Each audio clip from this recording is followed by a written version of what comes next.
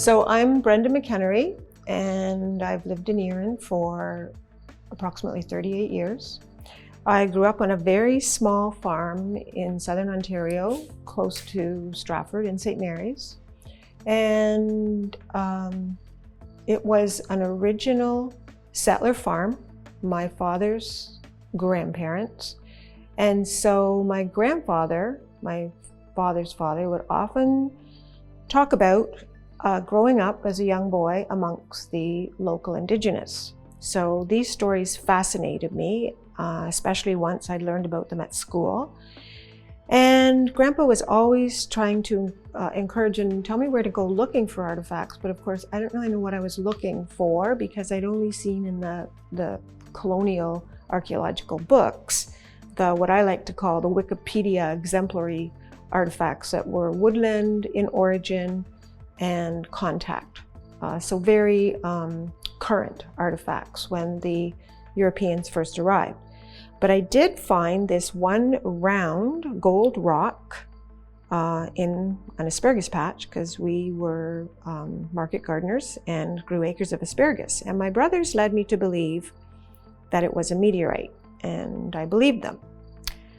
Until when we built this house where we're filming, and they graded the property, this beautiful, I believe it's granite, rolled to the surface.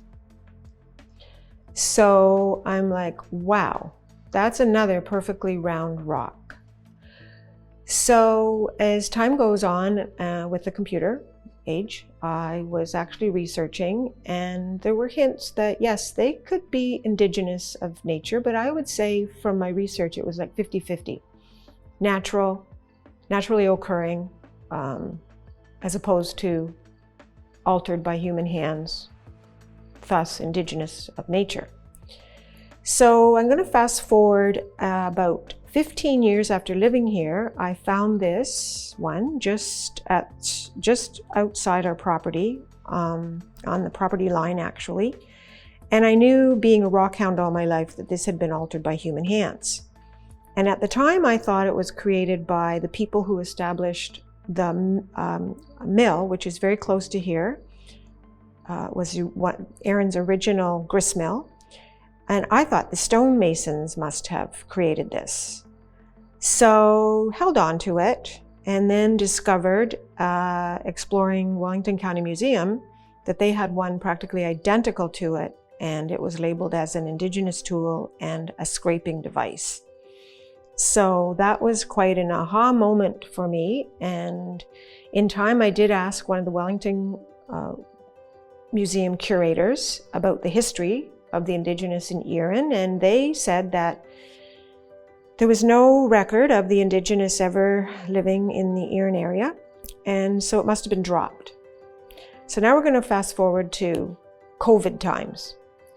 And of course, everybody's anxious and trying to cope in their head with what to do, what can I do, because we were literally locked down. So I spent a lot of time in the woods exploring what else perhaps the Indigenous had dropped.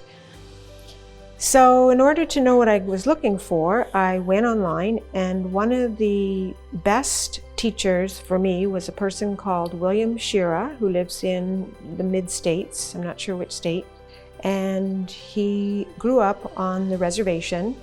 So his grandfather had taught him a lot about ancient artifacts of the Indigenous, and he went on to study archaeology formally at university. So his YouTube videos are actually brilliant as far as showing what exactly are Indigenous tools, as opposed to the books that only publish the very exemplary examples. So that being said, I went back down to see what the Indigenous perhaps had dropped, and I had started to find, I'd already had collected several of these round rocks over the years because they fascinated me.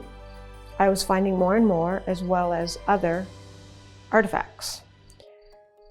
So I want to start with what the Indigenous believe to be archaic ground stone artifacts, these round ones. And there's a multitude of theories of what they were used for. Of course, grinding, pounding. They believed some were wrapped in leather and had a leather thong, and then they could be used for a weapon. They could take out the legs of quite a large animal with these. The smaller ones were believed, same deal, they could be wrapped in leather and used as a throwing tool for birding. It's interesting that some of them are highly magnetic in nature. Whether that denotes meteorite, possibly, or just an iron deposit that naturally occurred.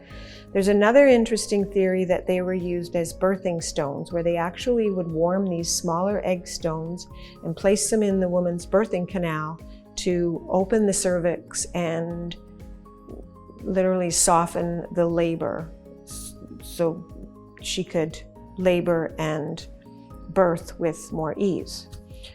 Now, the geology, when you look up, call these something else, like a pot rock that formed in round crevices just from water and erosion during glacial melt. But I have more than one example, this one in particular, where you can still see the grind marks of when it was created. And I'm pretty sure that did not happen naturally. So that being said, some of the artifacts I found, I do believe were used for exactly that, grinding. For example, this one, you can see. Or it might have been a mortar. The same as this one. Wouldn't make a great mortar, but you can tell it was ground down in some fashion. And you can see how they fit perfectly.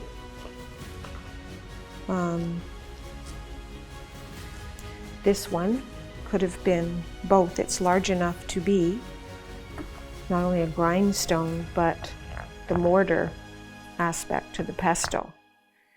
And this smaller one, you can see how it fits perfectly if you were wanting to create. And they did this apparently with sand, water, and their grinding stones.